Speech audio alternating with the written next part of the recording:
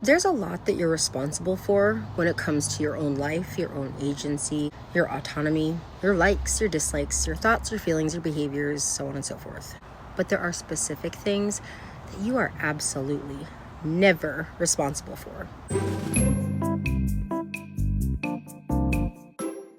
Somebody else's thoughts, feelings, or behaviors, their moods, their emotions. People who are not comfortable owning their own emotions or even identifying what the fuck those emotions are love to be that broken record that forever is stuck on, you made me feel that way, you made me do this, you made me think that. I mean, I am pretty great, but I'm not that powerful in anyone's life, because if I were, I guarantee that whatever that is, that mood, that enduring, lamenting, foreboding, brooding, would not be what I would be controlling. I would not be imbuing upon you the shit-eating face that you have on every day. No, I would have you in a happy mood, because it best serves me. It benefits me most when my partner's happy, when they're doing well, when they feel good about themselves. Crazy concept, right? Another thing you're absolutely not responsible for: somebody's inability to keep their word. Now, if you are with a partner who you've had it, you spent one too many days dealing with this bullshit, you've spent far too much time dedicating your understanding, your curiosity, your core to understanding them, to empathizing with them, to trying to seek meaning beneath the layers of ambiguity, of vague and passive-aggressive responses, of hot and cold behavior. What's kind of funny, actually, not funny haha, funny like knife in the kidneys, is that it never really comes during those enormous moments. What's the hill that you're going to die on with them? What is that moment when you get off your fucking cross, stop being a martyr, and realize you don't have to do this? You're actually being a willing participant to the fuckery. It's not going to come in one of those big, enormous, cataclysmic moments. If it does, good for you. You are not codependent, most likely, and you have a good head on your shoulders. For the rest of us, it is going to be after you've spent a majority of years, hopefully not, but a majority of years, and you realize maybe it wasn't as pure and ethereal. Maybe you were trying to make tangible what you wanted, and you were really refusing to see what was there, because more than likely these people that we love, they're not I hate saying this, they're not geniuses, right? They're not evil geniuses who are going to take over the world. They are human. It's more that we probably are codependent. We probably got the same amount of supply that they got from being with people like us, people who are dedicated to the ongoing understanding of the human experience and ourselves. They saw within us something that they could never, ever be. And that's cute and all, but didn't help you much, right? I mean, probably could have. No, scratch that, it couldn't have. But it's going to come in the most obtuse and underwhelming moment.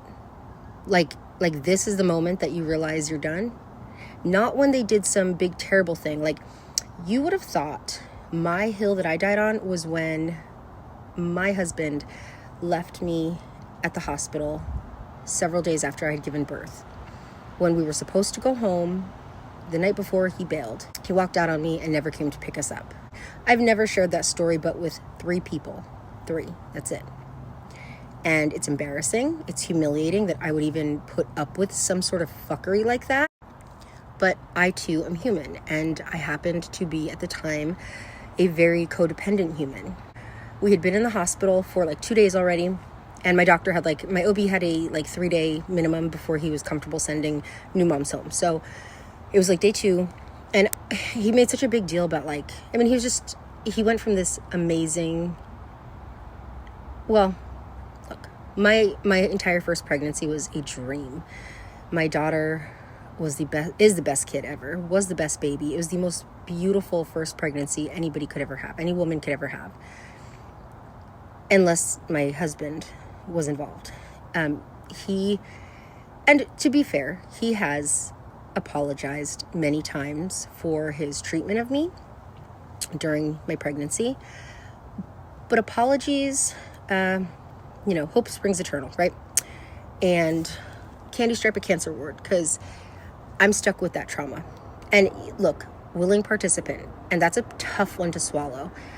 but he had been a monster during my pregnancy, an absolute monster. Like if I were to go into the things and the ways that he really was, guaranteed it's we're not going to go there. But I gave birth, and the last month and a half of my pregnancy, I had found it, I like the mom kicked in and I was like, I'm not doing this. And it scared him into like action. And that wasn't the point. I like was ready to just walk, but I was like, okay, I want to make my family work, whatever. So, he was amazing. And then the baby came, and I knew something was wrong when I started to go into labor, active labor, like the back pain and all. And I was in the bathroom, just trying to like deal with this excruciating pain. And he asked me for a no fucking joke. And like, okay, like that's kind of funny in a way. It's like, okay, whatever. Like, and that is my husband. But that was more telling than anything.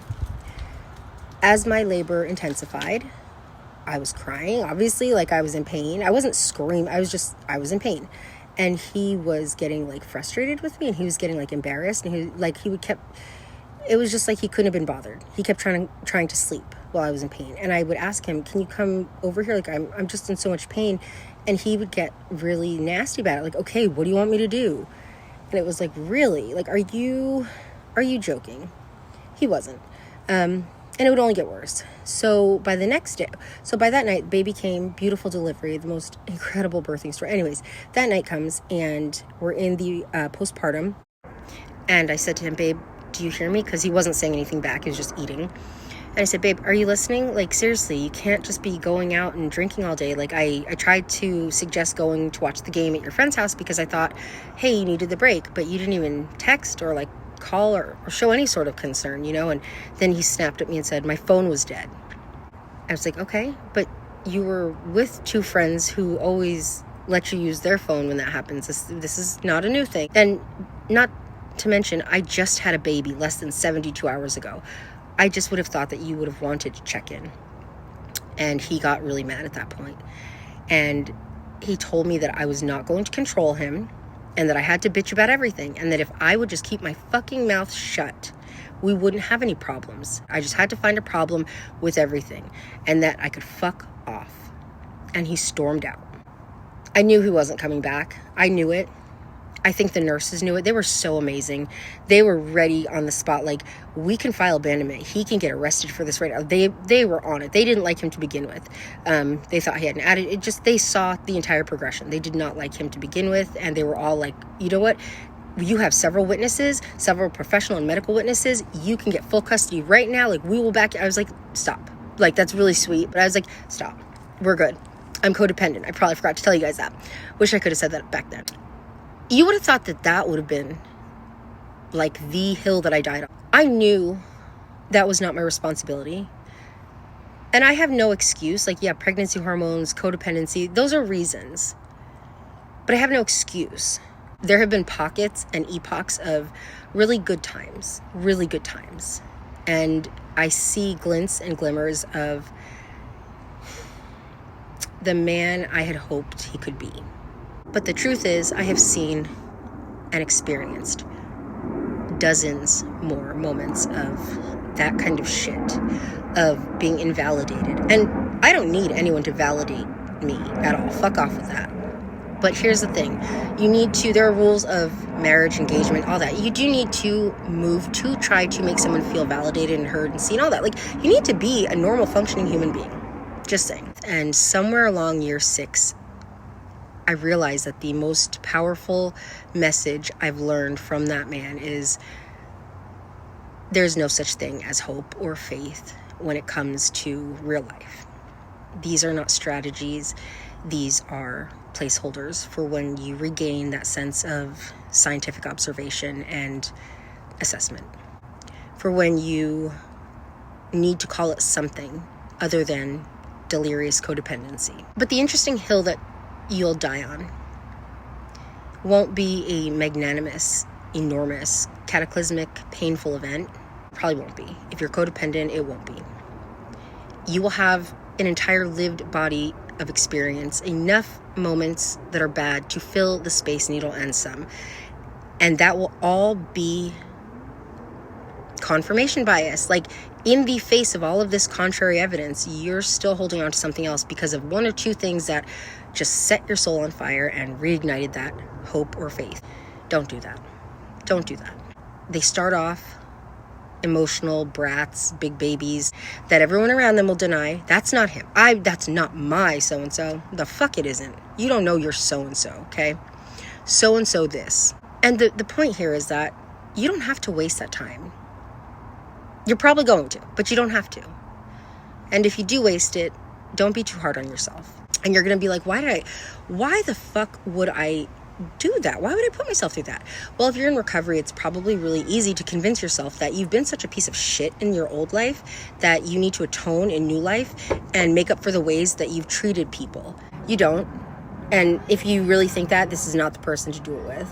Because a person who is the one to do that with, if there is one, isn't going to get joy from that. They're not going to be like, yeah, I agree, so I'm going to put you through the ringer and make you, or they're going to be like, no, you don't owe anybody. Like, no, I love you. It's easy to make every excuse why you deserve the way you're being treated and why you have to accept that type of love.